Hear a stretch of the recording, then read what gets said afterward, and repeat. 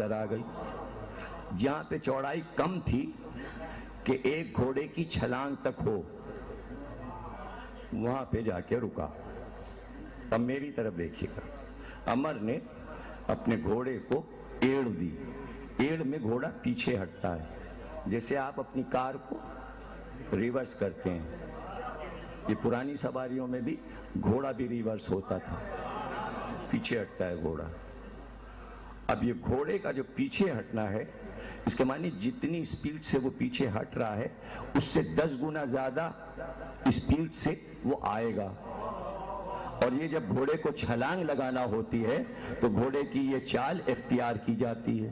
جب ساتھیوں نے دیکھا کہ اس نے اپنے گھوڑے کو ایڑ دی اور لجام کو کھینچ لیا اور گھوڑا پیچھے ہٹا، تو وہ ساتوں گھوڑے بھی پیچھے ہٹے اور وہ بھی تیار ہو گئے کہ جو امر کا گھوڑا کرے گا وہی ہمارے گھوڑوں کو بھی کرنا ہے۔ اور ایک بار امر نے گھوڑے کی لجام کو اتنا کھینچا کہ وہ الف ہوا، جیسے ہی الف ہوا اس نے لجام چھوڑی اور گھوڑا چلا، اور جیسے ہی تیز چلا ایک بار اس نے خندق سے لگائی چھلانگ، ساتوں گھوڑے سوار خندق کے ادھر۔ اب جہاں لشکر اسلام کا کیمپ ہے اس میں آ گیا، اور دیکھ لے یہ بڑا والا خیمہ جو ہے یہ رسول اللہ کا، اس لیے کہ اس پہ اسلام کا پرچم لگا تھا، اور بالکل دروازے کے قریب پہنچ گیا اور گھوڑے کو روکا اور سارے ساتھیوں نے بھی روکا، اور اس کے بعد اس نے اپنا نیزہ لیا اور نیزہ لے کے رسول اللہ کے خیمے پہ کھینچ کے مارا۔ جیسے ہی نیزہ خیمے پر پڑا خیمہ پورا ہلا، تنابیں ہلی۔ تنابیں کیا ہلی؟ مسلمانوں کے دل ہلے۔ قرآن کہتا ہے قلوب الحناجر، مسلمانوں کے قلب آ کے حلق میں اٹک گئے۔ قرآن اس طرح نہیں بتا سکا، میں نے بتایا۔ کسی کو تفسیر کہتے ہیں، یہ ہے تفسیر۔ قرآن واقعہ بیان کرتا ہے، سنانے والا تفسیر کرتا ہے۔ دل یہاں آئے اور یہاں اٹک گئے، اور رسول اللہ کا اطمینان۔ پہلو میں علی بیٹھے،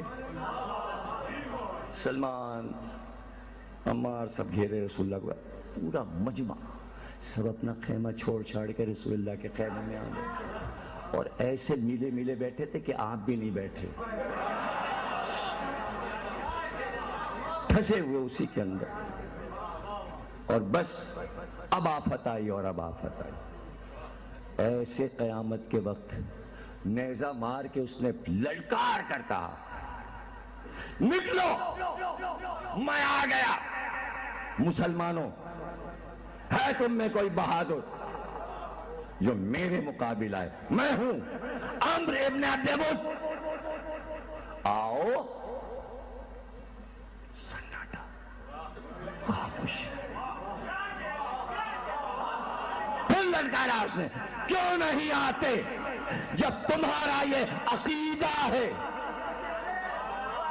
اب یاد رکھنا، کافروں کو بھی معلوم ہے کہ اسلام عقیدے پہ چل رہا ہے، دین عقیدوں پہ چلتا ہے، عقیدوں پہ چلتا ہے۔ تمہارا یہ عقیدہ ہے کہ تم میدان جہاد میں لڑو گے، مقابل کو مارو گے تو تمہارا نام مجاہد ہوگا، اور تم اگر مقابل کے ہاتھ سے مارے گئے تو شہید کہلاؤ گے۔ تمہیں تو دونوں طریقے سے فائدہ ہے، تم کہتے ہو جنت دونوں طریقے سے ملتی ہے، جنت مجاہد کو بھی ملتی ہے، شہید کو بھی ملتی ہے، آؤ جنت لے لو، یا میرے ہاتھ سے مر جاؤ یا مجھے مار ڈالو۔ اس نے یہ کب کہا تھا کہ میں تمہیں مار ڈالوں گا؟ وہ تو کہہ رہا تھا یا مجھے مار ڈالو یا میرے ہاتھ سے مر جاؤ، اور لینا ہے تمہیں جنت۔ کتنی مشکل ہو گئی جنت، کتنی سخت ہو گئی جنت۔ ایسے میں رسول اللہ نے کہا اس کے مقابل کون جائے گا؟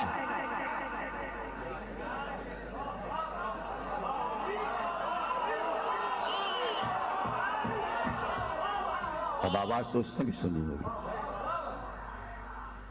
پھر کہا تم میں کون ہے جو جا کر یہ نہیں مارو یا یہ کرو. رسول اللہ نے فرمایا تم میں کون ہے جو جا کر اس کتے کی زبان کو قطع کرے. کتے کی زبان کو قطع.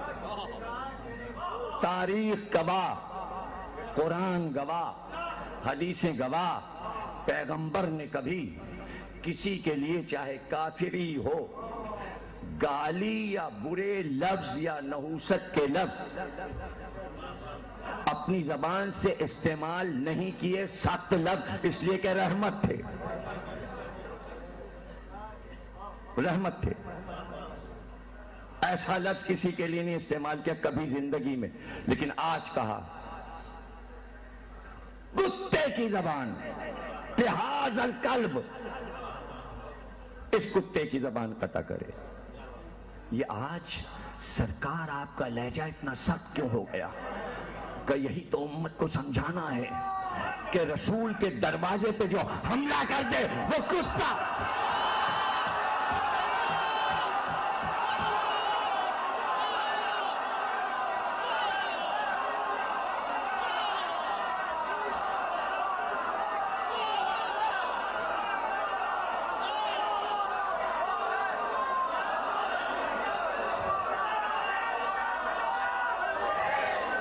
پھر اس کی زبان قطع ہو.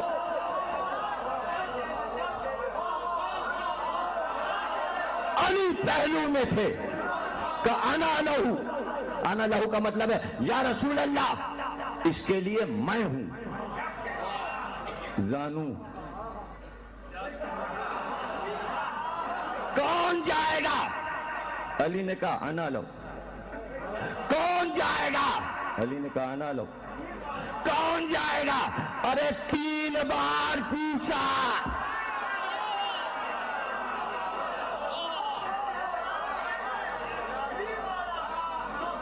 جواب تو آ جائے.